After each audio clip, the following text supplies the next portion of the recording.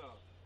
Nismo ni na šta pristali, nije niko ništa pristaje. Išli smo zatim da se postigne dogovor koji mora biti u okviru onoga što je zakon i zakonom propisana procedura. Jeste.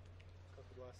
Glasi ovako, sve firme koje su u nadležnosti federacije s aspekta strukture vlasništva, dakle sve ono što je državni kapital u firmama u federaciji, to dakle ne tiče samo Elektroprivrede, HZ, HB, Aluminija, nego se tiče i firme čije je sjedište ovdje u Sarajevo, da će se, koje su u gubitku, odnosno negativno posluju, ići će se na smjenu uprava tih firmi.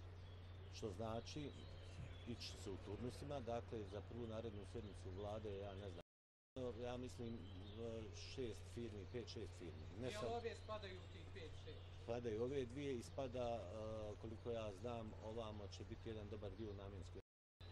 Kod Elektroprivrede, na primjer HZHB, već je to završena konkursna procedura, treba ići u redovna imenovanja upravljačkih struktura u toj firmi. Ili u većinskom državnom vlasništvu, odnosno vlasništvu federacije, imate firme koje su dijelom vlasništva, kao što je Aluminij. Zato je nemoguće Aluminiju izvršiti smjenu, nema priče o tome.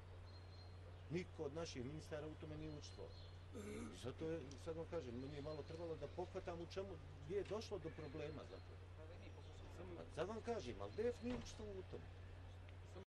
Rekli ste, odnosno u naredna 2 ili 3 dana, najdalje do petak bi trebala biti sjednica vlade koja bi konačno počela raditi svoj posao sa upanutim dogovorima koji već traju. Meni se čini da je raspoloženje zajedničko, da vodimo negdje ovako malo sjene, a ne da stalno smo užiš tako. Zato nije već prava. To će raditi nadzorne institucije čiji je to posao.